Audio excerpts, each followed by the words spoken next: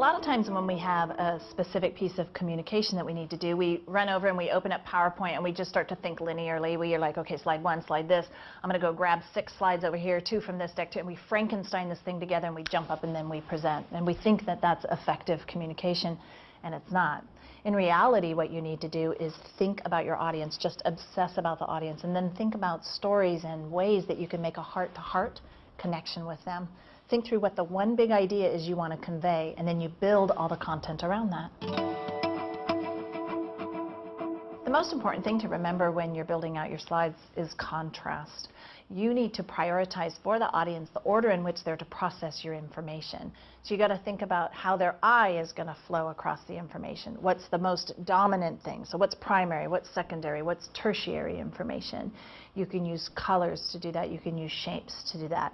But you need to simplify everything. Because if you think about the concept of contrast, you could think about its opposite, which would be camouflage, right?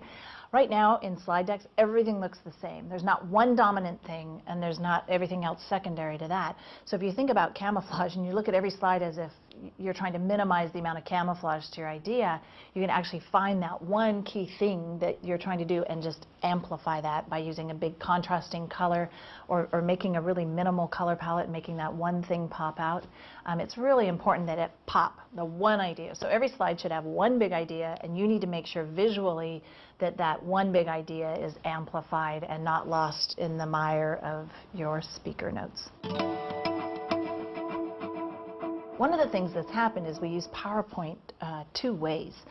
You could use it as a visual aid or a cinematic backdrop to support your idea when you're on stage presenting. But the other thing that's happened is it's become our visual document tool. Instead of people running out and getting these very expensive design programs, we're designing our documents in corporations in PowerPoint.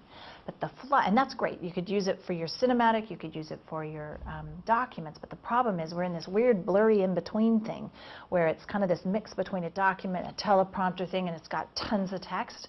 And then what happens is you show up to an audience, you turn your back to the audience, and you're hosting a read-along. Well, the audience can read faster than you're spewing out the bullets, and they're thinking, this guy's an idiot. I already know everything what he's saying because I already read ahead. Well, you don't want that to happen to you. So you want to make sure you're either using it as a visual aid or as a document. If you're choosing to put a ton of words on it and you're choosing to use it as a document, distribute it as a document, talk about it as if it's a document, but don't stand up and present your documents to an audience.